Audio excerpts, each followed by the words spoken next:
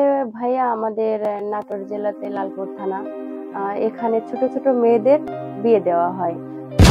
প্রিয় দর্শক, আসসালামু আলাইকুম। দর্শক, আপনারা সকলেই জানেন আসলে আমরা বিভিন্ন জেলায়, গ্রামে, বিভিন্ন জায়গায় গিয়ে আমরা কিছু গল্প নেই। তো ঠিক আমাদের সামনে একটি বোন আছে। তো এই বোনটির মাত্র ১৩ বছর বয়সে বিয়ে হয়েছে। তো আসলে ১৩ বছর বয়সে বিয়ে হওয়ার পরও সংসারটা কেন টিকলো না?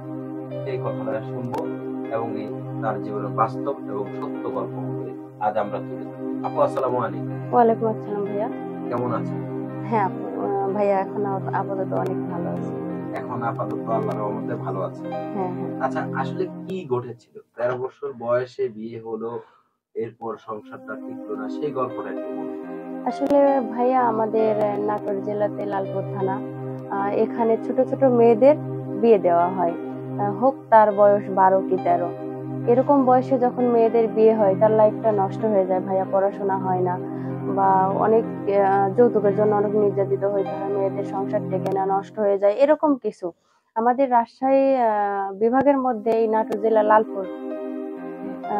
লালপুর জেলা নাটোর থানা, এইটার মধ্যে ছোট ছোট বাচ্চা মেয়েদের বিয়ে দেওয়া হয়। ভাইয়া এটা যদি না দেওয়া হয়তো আমাদের ভালো হতো, কারণ আমারও এরকমটাই হয়েছে আমার জীবনে বা আমার আশপাশে। আমার সাইড সুইডে দেখেছি আমার চাচাতো জ্যাঠাতো বা আমার আশপাশের ফ্যামিলি গুলো তো এমনই কাজ করছে। 12-13 বছরের বয়সে বিয়ে দেওয়া হয়। আর এই বিয়েটা আমার মধ্যেও এমনটাই হয়েছে। যখন আমি ক্লাস 7-এ কেবল উঠছি, 13 বছর বয়স আমার, অনেক ছোট। সেই ক্ষেত্রে আমার বিয়ে হয়েছে। আমি তখন কিছু আসলে বুঝতাম না, সংসার, ফ্যামিলি, স্বামী, সন্তান এগুলা কিছু বুঝতাম না, সেই বয়সটা আমার হয়নি। আর সেই মুহূর্তে আমাকে বিয়ে দেওয়া হয়েছে। আর বিয়ে দেওয়ার আমি বাবা মার অনেক আদরের একটা মেয়ে, বড় মেয়ে। আমার বাবা আমাকে সবচেয়ে বেশি ভালোবাসে। আমি জানি আমার বাবাকেও আমি সবচেয়ে বেশি লাইক করি। ভাইয়া এক্ষেত্রে আমার হচ্ছে যখন বিয়েটা হইলো, ক্লাস 7-এ কেবলে উঠেছি এই মুহূর্তে। বিয়েটা হলো, বিয়েটা তো আমি রাজি ছিলাম না, অনেক কান্নাকাটি করতাম। আমার টিচার রাজি ছিল না। আমার টিচারটাও অনেক কষ্ট পেয়েছে, উনি আমাকে অনেক ভালোবাসতো, সম্মান করতো। তো এই ক্ষেত্রে আমার বাবা মা যখন বিয়ে দেয়, ওনারা বলেছে আমাদের যৌতুক লাগবে না, বা আমরা শুধু মেয়ে চাই, সুন্দর স্মার্ট একটা মেয়ে চাই। বরঞ্চ বিয়ের পরে এইটা মনে করেন যৌতুক নিবে না, এই সেই ছোট মেয়ে, অনেকেই বলে, গ্রামের অনেকেই বলে মেয়ে বড় হয়ে গেছে বিয়ে দেয় না, এই সে মানে অনেক ঝুট ঝামেলা, অনেক কথা, মানে কানাকানি ডিসিডি এগুলো বলা হয় আর কি। তারপরে আমার বাবা কথার ভয়ে আর কি বিয়ে দিল। বিয়ে দেওয়ার পরে দেখা যাচ্ছে যৌতুকের জন্য, বিয়ের পরের দিন থেকে যৌতুকের জন্য আমাকে নির্যাতন করা হয়, অনেক কিছু বলে, মানে খাওয়া দৃষ্টিতেও আমাকে কষ্ট দেয়, ঠিক মতো খেতে দেয় না।